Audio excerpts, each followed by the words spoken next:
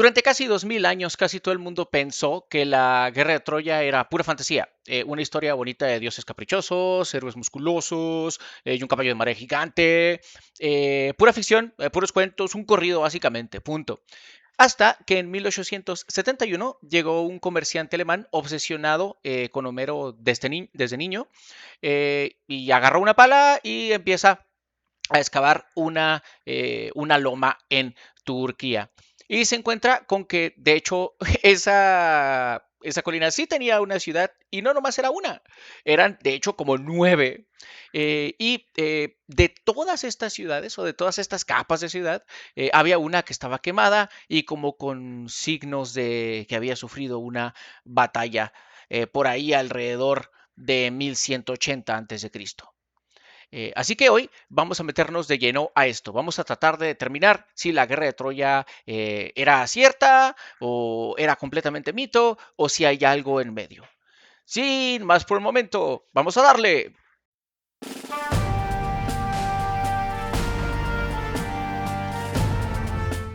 Ojo, antes de seguir, en este video vamos a separar los dos temas un poquito, las dos cosas, porque la gente los reburuja, los mezcla todo el tiempo.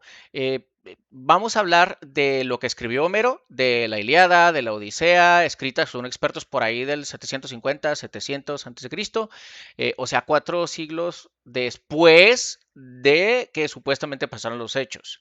Y la otra parte es la parte ya de la arqueología, la que nos ofrece un poquito de evidencia más comprobable y más real. Y les voy a ir diciendo en cada parte de qué versión o de qué estamos hablando, ¿va? Para delimitar y tratar de sortear el problema que la historia ha tenido durante siglos, ¿va? Primero, vamos a empezar por el mito, vamos a empezar por el manga, ¿sí? O sea, que más o menos todos conocemos de perdida a medias, por películas, por algún juego, por etcétera, ¿no? Por algo así, lo general que conocemos que se basa realmente en el mito. Todo arranca con el juicio de París. El príncipe troyano París tiene la terrible tarea de elegir a la diosa más bella entre tres. Las opciones eran Hera, Atenea y Afrodita. Y recordemos que estamos hablando de la diosa más bella entre las tres. Entonces, ante la duda, elige a Afrodita, porque le promete el amor de la mujer más hermosa del mundo. Helena, y ahí está ahí todos bien, él le dice, no, pues sabes qué, voto por ti, Afrodita, y Afrodita le dice, claro que sí, papu, te voy a dar te voy a dar el amor, pues, de la mujer más hermosa del mundo. El tema es que esta Helena, que es la mujer más hermosa del mundo, no es soltera, güey. Está casada con Menelao, que es el rey griego de Esparta. Ok, ok, ok. Él no lo ve como un obstáculo por alguna razón, no le hace mucho ruido que sea casada y más que nada casada con un rey. Entonces París agarra y como si fuera señor mexicano de los años 50 de rancho, agarra y se la lleva a Troya. ¿Por qué? ¿Por qué no?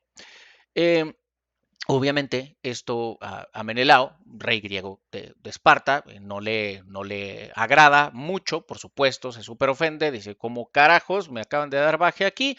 Entonces, le pide paro a su hermano Agamenón, el rey de Micenas, y convoca a todos los demás reyes ahí del barrio y todos los guerreros griegos para ir a recuperarla, obviamente. Homero habla de una cifra absolutamente no comprobable, es una cifra que él pone sin ninguna manera de comprobarla, de 1000 naves, de 1000 barcos zarpando hacia Troya. Y no solo era un ejército grande, sino que aparte con ellos iba el SWAT, iba la selección del mundo antiguo, iba Aquiles, iba Ajax, iba Odiseo y el propio Menelao. El sitio dura, según la leyenda, 10 años completitos. Y de hecho, la Ilíada en realidad solo cuenta unas pocas semanas del año final del sitio, ¿sí? Que son estas partes como más épicas o más que de pronto pueden llegar a llamar más la atención, ¿no? Porque es cuando se da el combate de Aquiles y Agamenón, donde muere Héctor, el príncipe troyano, que era hijo del rey Príamo, y después la muerte del propio Aquiles con el tema este del talón y tal. Que de hecho, eso del talón ni siquiera viene en la Iliada. esa es una tradición o un mito posterior a Homero. Aunque se cuenta como parte de la historia, pero es después. El del caballo de madera que todos más o menos conocemos, que tampoco viene de la Ilíada. Viene otras fuentes griegas posteriores del llamado ciclo troyano. Básicamente esta historia en resumen es que los griegos fingen retirarse, dejan un caballo gigante de madera como ofrenda y los troyanos muy confiados e ilusos dicen vamos a aceptarles esta ofrenda a los griegos, ¿no? Obviamente, un comportamiento completamente normal. No sé por qué no se les ocurrió pegarle tantito, extraer algo, no sé, X, al final mito. Y dicen, obvio, vamos a meterlo a la ciudad. Entonces llegan los troyanos y agarran el caballo y lo meten dentro de la ciudad. Y ciudad que era, por cierto, impenetrable, por eso el sitio de los 10 años. Tal.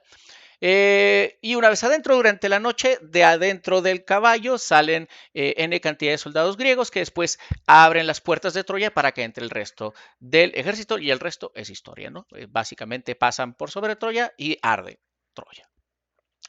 Todo esto que les acabo de contar, el juicio de las diosas y el talón de Aquiles y el caballo, realmente es mitología pura. No hay evidencia que pruebe ninguno de estos eventos y aparte, por su naturaleza, suenan fantásticos. No hay nada de arqueología que nos compruebe que algo de esto fue real, no hay naufragios de alguno de los 1000 barcos o algo por el estilo, nada que ver. Ahora, vamos a hablar de lo que sí es más real, lo que sí tiene un sustento arqueológico evidenciable. Que es pues, justamente lo de Isarlik y Skylman. El lugar donde la tradición griega siempre dijo que estaba Troya es una colina llamada Isarlik, al noroeste de lo que hoy por hoy es Turquía. eh, Cerca de una de las rutas marítimas más importantes entre el mar Egeo y el mar Negro, que es un dato importante, porque esta ubicación muy posiblemente le daba un valor estratégico nada despreciable en la época. En 1871, este alemán, que te mencioné al principio, Heinrich Schliemann, comerciante y arqueólogo aficionado, empieza a excavar ahí. Pero ojo, Schliemann era como un tryhard, era un apasionado y un aficionado de la historia de Homero. No era un arqueólogo, no era un científico, no era una persona con estudios en arqueología. Y esto se va a notar más adelante. Él agarra y con una expedición se logra hacerse de fondos y empieza a excavar ahí, convencido de que sí o sí iba a encontrar Troya ahí mero, la Troya que Homero relataba, ¿sí? Y también el tesoro del rey Príamo. Y aquí toca decir la verdad, con la propia historia de la arqueología y la clasificación que usamos hoy. Hagan de cuenta que cuando Skyman excava, encuentra estas 9 Troyas y ya en la época moderna se les dan denominaciones que van desde la Troya 1 hasta la Troya 9, con subdivisiones como la sexta H o la séptima A, según el momento y el estado en el que fueron encontrándose. ¿Sí? Pero estas nomenclaturas no existían, por supuesto, cuando llegó Skyman y excavaba. Él simplemente iba a un sitio grandote, porque Skyman empezó a excavar y se acabó, ¿no? Para él ahí estaba Troya y no le iba a poner más nombres. Estas categorías, esas subdivisiones, la armaron los arqueólogos ya posteriores, particularmente Wilhelm Dorfeld y Carl Begen, ya más tirando al siglo XX. Y por aquí hay algo que casi nadie cuenta. Skyman estaba enfocado en encontrar la Troya de Homero, entonces le valió queso toda la historia que encontró ahí. Entre las prisas, el que se le iba a acabar el fondeo, el que tenía que probar su punto ante los demás, por tratar de llegar rápido a la Troya que él quería, la que venía relatado en la Odisea, en la Iliada, abrió una zanja que atravesó el sitio de arriba para abajo, pasando por todas las otras Troyas, ¿no? Y con esto destruyó para siempre niveles arqueológicos bien importantes, incluyendo, de hecho, muchas partes de la propia Troya que él andaba buscando, que particularmente la Troya oficial de esta historia que contamos es la séptima A. Vamos a decirle séptima, que es la que nos interesa hoy, independientemente, es la capa 7.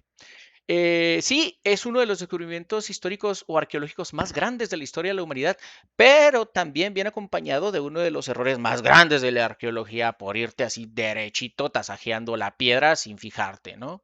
Técnicamente, Skylight sí encontró un tesoro Él andaba buscando, aparte de Troya, andaba buscando el tesoro de Príamo.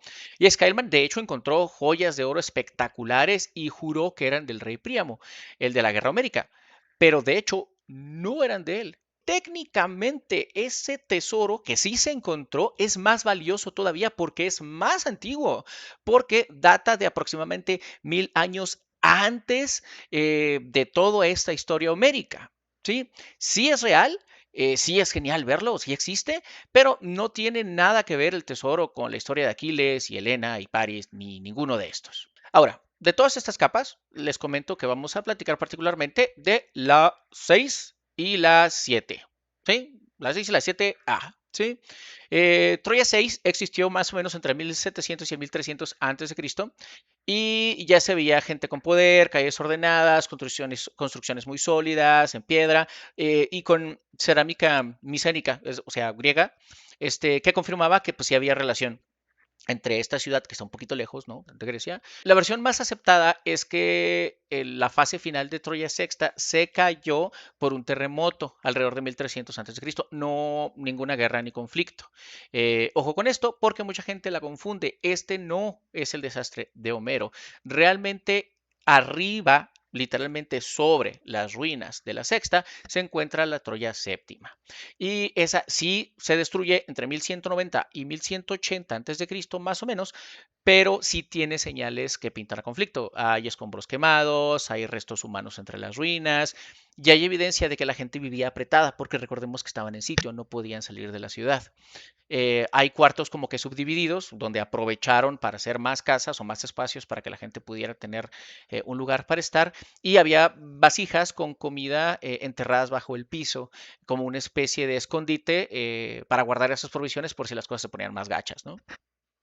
Y hay un descubrimiento que le cambió la cara a todo esto a finales del siglo XX. Las excavaciones de Manfred Kaufmann encontraron una ciudad baja enorme alrededor de la parte alta que había excavado Skyman. Durante décadas se pensó que Troya era era una especie de fortín chiquito o un fuerte pequeñito, pero resulta que de hecho podía albergar varios miles de habitantes. Esto significa que deja de ser un fuerte para convertirse o para percibirse más como una ciudad como tal de mayor importancia. Ahora, todo esto es en base a las excavaciones, pero ¿qué evidencia dejan o cuáles son los resultados de las excavaciones? Bueno, va a estar un poco como que raro porque esto se menciona muy poco, pero todo va a los hititas y Wilusa, ¿ok? La pista más sólida de que hubo algo detrás de todo esto, de hecho no viene de Grecia ni de la historia griega, viene de la historia del imperio hitita en la Turquía central de aquella época.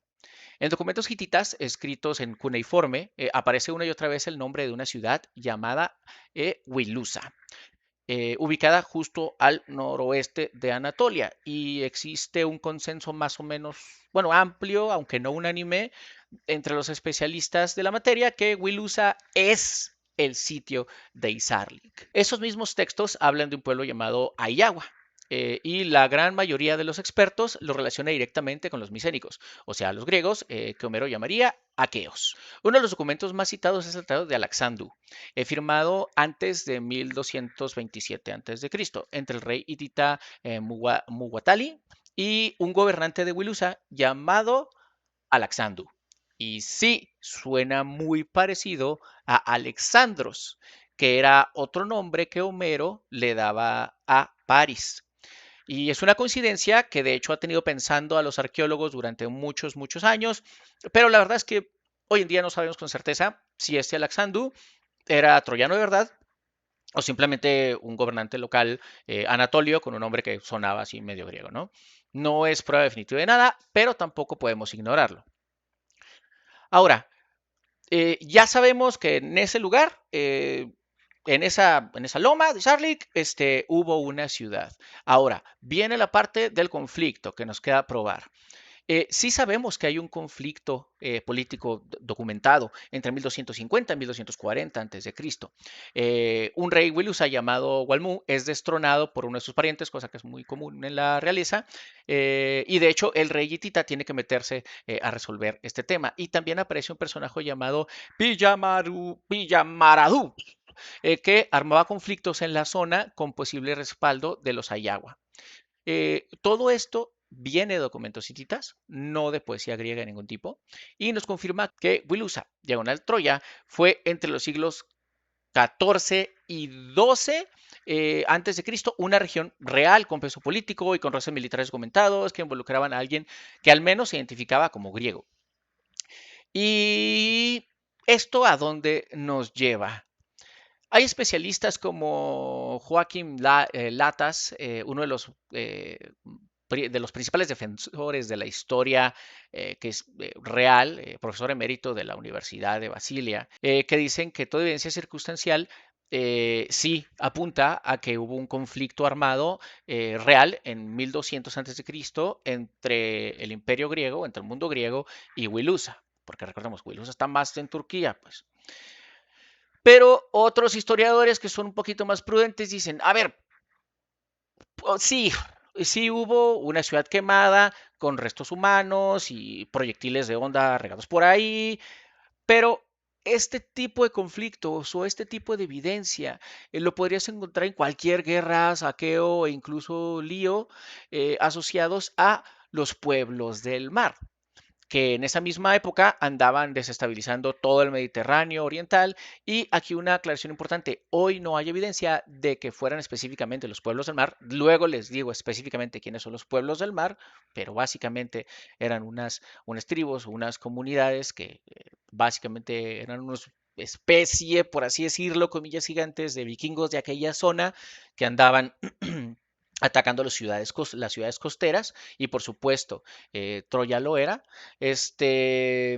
Pero no estamos seguros de que ellos hayan sido los que destruyeron Troya como tal, pero lo que estamos diciendo es que pues, era un despapalle muy parecido al que dejaban ellos. La ciudad fue real, la zona es real, los roces políticos con alguien identificado con Grecia, según los propios hititas, fueron reales, pero la guerra específica de los 10 años con Aquiles y Helena y el caballo de madera siguen siendo leyenda completamente. Es una leyenda que probablemente arrancó de algo que sí pasó, pero que fue inflándose, inflándose, inflándose, mitificándose con el paso del tiempo, generación tras generación, hasta que Homero al fin lo puso por escrito. Porque hay que recordar que pasó muchísimo tiempo después cuando escribió Homero, entonces él ya tiene una versión refinada y repasada y reborujada y combinada con el relato de mucha gente. Como dato curioso extra, los propios griegos antiguos, siglos después, también quisieron ponerle fecha exacta a la caída de Troya.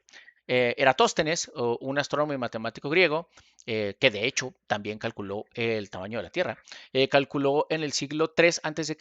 que Troya había caído más o menos ahí en el 1184 a.C.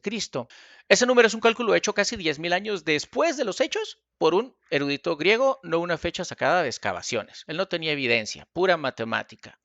Pero resulta que la fecha que sí está respaldada por la arqueología, particularmente de la destrucción de Troya Séptima, está entre 1190 y 1180 a.C. Así que está sospechosamente cerca, casi que en medio de este cálculo que hizo Eratóstenes. Es un dato curioso, pero eso prueba que ambas fechas hablan muy posiblemente del mismo evento. Ahora, ¿por qué Troya importaba tanto? Más allá del mito, hay una razón muy real por la que Troya habría sido un blanco jugoso. Su ubicación tan cerca de una ruta marítima que tanto estratégica militarmente como estratégica comercialmente era, ya que se ubicaba entre el mar Egeo y el mar Negro, eh, le ha de haber dado un peso tremendo en la época. Vaya, hoy día lo tendría. Y la destrucción de Troya Séptima no pasa aislada, pasa justo en medio de un colapso regional enorme. El imperio hitita se estaba cayendo a pedazos, los pueblos del mar atacaban Egipto y otros reinos costeros y ciudades como Ugarit, que es la actual Siria. Y esto lo sabemos porque estos pueblos pedían a los hititas o a otras comunidades apoyo. Se mandaron cartas pidiendo rescates, apoyo, ayuda para defenderse de los pueblos del mar y de otros atacantes. Y estas cartas sí existen y las tenemos conservadas, vaya, existen como evidencia de esto. Ahora, aquí la duda es, entonces, ¿pasó la guerra de Troya o no pasó la guerra de Troya?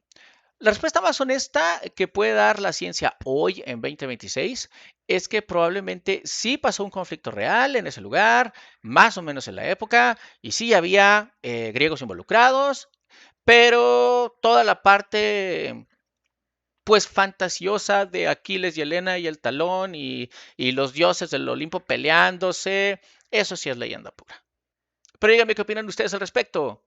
¿Qué tanto sabían de la Iliada, de la Odisea? ¿Qué tanto saben de Troya? Eh, ¿Vieron la última película de la Odisea que salió? Yo no la he visto. Díganme en los comentarios si está chida o no está chida. Y es interesante aquí el ver, oye, pues es que no es históricamente correcta. Nota, yo no la he visto, así que no la voy a defender ni la voy a quemar. Pero si como tal el mito es eso, es un mito, si no tenemos una evidencia realmente fehaciente, no sé qué tanto tenemos la oportunidad de enojarnos con lo que el director haya hecho, ¿sí? Y luego también por películas como Troya, que pues, es malona la película, pero es entretenida, ¿no? Y también tiene sus fallos bien duros. Entonces, ahora sí que yo ahí lo que les digo es básicamente que disfruten o no lo vean, básicamente. Pero díganme en los comentarios qué les pareció Troya, qué les pareció la Odisea, dónde han leído, dónde han aprendido de este tema, si se lo conocían, no lo conocían. Y antes de terminar, les hago varias recomendaciones. En temas de libros, la Iliada, definitivamente, lean la Iliada de Homero, anda por ahí, la pueden encontrar posiblemente en un PDF en cualquier lado, ¿sí? En tema de películas, vean la Odisea nueva para que me puedan decir si está chida o está gacha. Vean Troya, que les digo es malona, pero está palomera y relata algunas cosas o algunos puntos de esta historia. Hay varias versiones también de la Odisea que pueden analizar. Y respecto a juego hay bastantes. Hay Assassin's Creed Odyssey. Está también Empire Earth. Empire Earth, que es muy parecido a Age of Empires, pero es un poquito más nuevo que Age of Empires que los primeros. Está curioso, pero está bueno y ahí tienen tienen la oportunidad de experimentar el sitio de Troya. Es un juego viejito para Windows en estrategia en tiempo real, pero también está bueno. Suscríbanse al canal si no lo han hecho todavía, denle like al video, compártalo con sus compas y denle click a la campanita si aún existe para que les avise cuando tenemos nuevo video. Y ahora sí, sin más por el momento, yo fui Robert. Pásensela chido. Bye.